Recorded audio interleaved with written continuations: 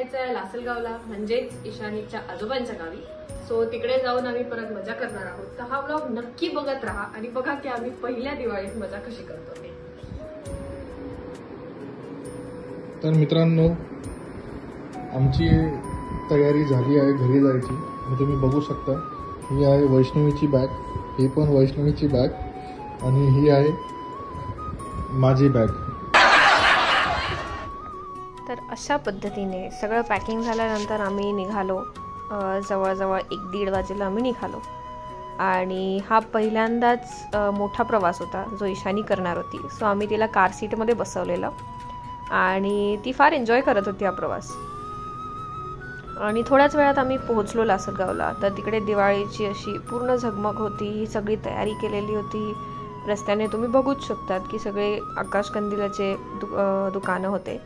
आणि ज्या मोमेंटला आम्ही घरी पोहोचलो तेव्हा आम्ही फार खुश होतो, कारण ईशानीच्या आजोबांनी फार सुंदर डेकोरेशन केलं होतं तिच्या वेलकमसाठी.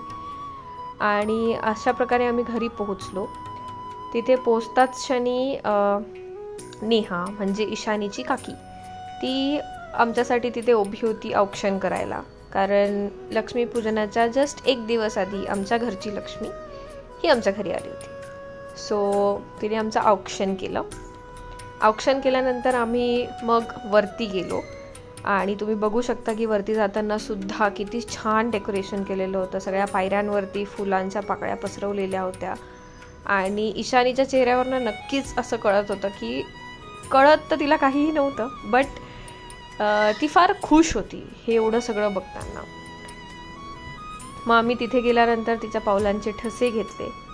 मग तिथलं देवदर्शन केलं आणि देवदर्शन केल्यानंतर मग आम्ही म्हणजे देवाचे आशीर्वाद घेतले. त्यानंतर आम्ही दुसऱ्या रूममध्ये गेलो, जिथे परत तुम्ही बघू शकता की किती सुंदर बलून्स वगैरे लावलेले होते तिच्या वेलकमसाठी. आणि ती पण इतकी खुश होती, इतकी लोक बघितलेली पण तरी ती घाबरली नाही, काही नाही, फार आनंदी होती ती. मग आम्ही थोडं ट्राय केलं की चला बाबा काहीतरी फोटोज वगैरे काढूयात, आहेच मॅडमांचा मूड चांगला तर. आणि तिथे मग आमच्या घरातली जी कोणी मंडळी आलेली होती त्यांच्यासोबत आम्ही तिचे छान छान असे व्हिडिओ क्लिप्स काढले.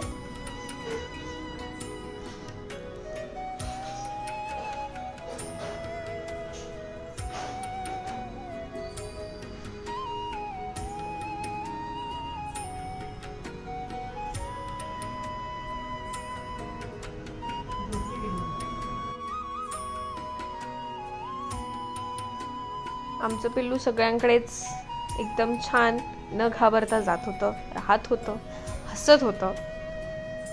सो ते बघून सगळ्यांना खूप आनंद होत होता, कारण सगळेच जण तिची फार आतुरतेने वाट बघत होते. आत्तापर्यंत फक्त व्हिडिओ कॉलवरती बोललेले होते आणि आता ती प्रत्यक्षात त्यांना भेटत होती, खेळत होती, हसत होती, म्हणून सगळ्यांना फार आनंद होत होता.